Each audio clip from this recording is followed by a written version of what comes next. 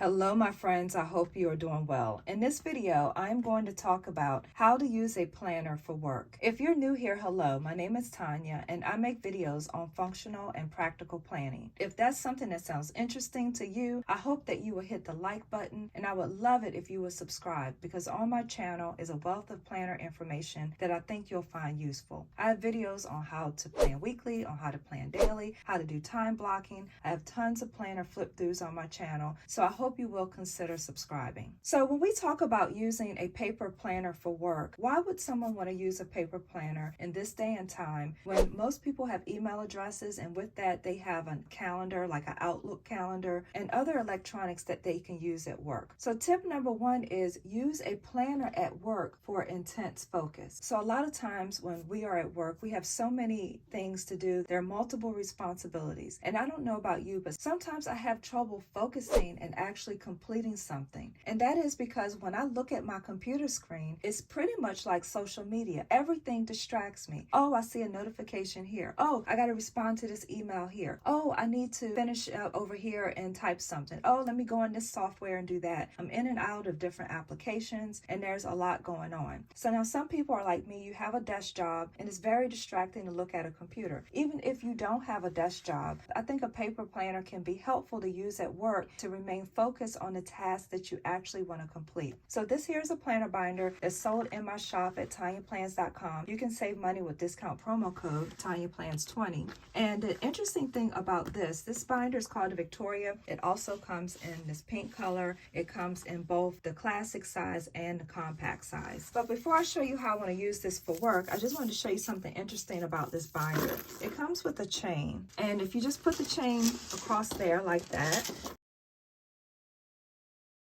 this can actually be worn as a purse. So if you're at work and you need the portability of a planner like this and you like the look of this, it's very fashionable. I absolutely love it. Let me show you how I use my planner when I'm at work and how I may write down a few work functions. Now, for example, this is one of my daily formats where I'm just writing down what I want to do for the day. I also have a weekly format where I have a section for work, but sometimes I don't want to look at my weekly. I just want to focus on what I got to do for this day here. I don't want to think about the rest of the week. And that's why sometimes I'll do a daily list like this. And as you can see here, I wrote a section for work. There were a couple of things that I wanted to get done for work, and I wrote them there. And that helps me remain focused on what it is that I want to do that day. So having a planner at work for me is beneficial because it helps me complete what I really want to do that day. And it's distraction free. Also, I want to talk to the people that are not necessarily at a desk. So if you don't have a desk, you necessarily can't open this up and put this on a desk. You might have a job where you stand a lot or you're moving around a lot. Like my mother's job, she recently retired. She was at a job where she was on her feet a lot, but she did have a small locker. And if your planner is small enough and portable enough, you can put the planner in your locker. You can briefly open it on your break if you have time. You can use it in your car. You don't have to only use a planner at a desk. And that's why I like planners that are not soft. I like planners like this that are semi-structured, because a planner like this, you can actually sit on your lap and not need to be at a desk to use it, because the planner cover is sturdy enough where you can actually write on your planner pages with ease because of the structure of the binder. So tip number 2 for how to use your planner at work is that I recommend that you leave your planner open on your desk all day, because if you have your planner closed, again, this is for people that are on a desk job, but if you have your binder closed, you're not looking at it, you're not referring to it. When your list is open and it's right there, let's say you get up, go to the break room and come back, there's your list right there, and you're like, oh yeah, I need to make sure I do those things. So it is a constant reminder when you have it open on your desk to do the things that you prioritize for the day. So tip number 3 for using your planner at work is to write briefly in it. If you have a computer, which 9 times out of 10 you do at your desk, you already have typed and there's all kinds of detail and attachments to the things on your work computer. The object is not to rewrite all of that in your planner. Most people don't have time for that. So you want to write brief notes on what you want to do, and you know that the details for those notes are on your computer. So write briefly about what you want to do, what you want to accomplish. That will prevent hand fatigue. So tip number 4 for using your planner at work is to take it with you. When you go to your work meetings, grab your binder and take it with you. Use it to take notes. Use it to write down important dates. Sometimes you might want to refer back to something, and a lot of times I find we go to meetings, we're trying to discuss dates, and I seem to be the only one in the room with an actual calendar, because they're trying to figure out a day they're going to do something in the meeting, and I actually can open my planner to a calendar page and say, hey, we got something else going on that day, or hey, yeah, that day probably will work. I'm not really in a secretarial position. I'm more in an IT. I'm a business systems analyst at work, but it's nice to have the calendar on paper. It's so much easier to plan and talk about things in meetings when you have it with you. Even when your boss calls you in for your one-on-one performance review meetings, take your planner with you so you can take notes. There may be something that your boss says that you need to jot down. So it's always good, and I think it looks very professional to always have something to write with when you're in the workplace. So tip number 5, and my final tip for using a planner at work, is to actually be careful what you write in your planner. Because as I said, I do encourage you to keep your planner open, but you don't want to have sensitive information on your planner pages. For example, I work for a healthcare system, and it is an absolute no-no for me to write down like any patient information or anything like that. So I have to be very careful about what I write in my binder. And some of you watching this video may find too that you have sensitive information that you have to be careful about. So what I do in those instances is that I write in code. So depending on your job and the type of sensitive private information you have, you just want to be careful about that. Now sometimes also you might have some personal information on your planner and you have people coming up to your desk and you may not want them to see it. Another thing you can do, let's say you put your cards in your binder. You can leave your binder open and have your flyleaf like this so they can't see your cards and other sensitive information on this side. So that's an option as well. And this looks very nice sitting on your desk with your flyleaf here. So I hope I gave you some good tips on how to use your planner at work. Remember, the idea is not to write every single task you got to do down, but those major things that you want to get accomplished that day, that deserves real estate in your planner so you can stay focused and make sure you do those. So if you're in the type of job where you need to take a lot of work notes, some people's jobs are like that. If that's the case, I would recommend having a dedicated planner for work that you almost leave at work so that you always will have your information at work when you need it. So if you take a whole bunch of notes for work, of course you want a planner that will have enough writing space. So you want a larger planner, like a classic size or a monarch, to take a lot of notes. Is there a tip that you have for people that use their planner at work? I would love to hear about it. Please let me know in the comments how you use your planner at work. Some of the best ideas come from you in the comments. Please don't forget to like this video. This is Tonya, helping you feel more organized so this can be your best year yet.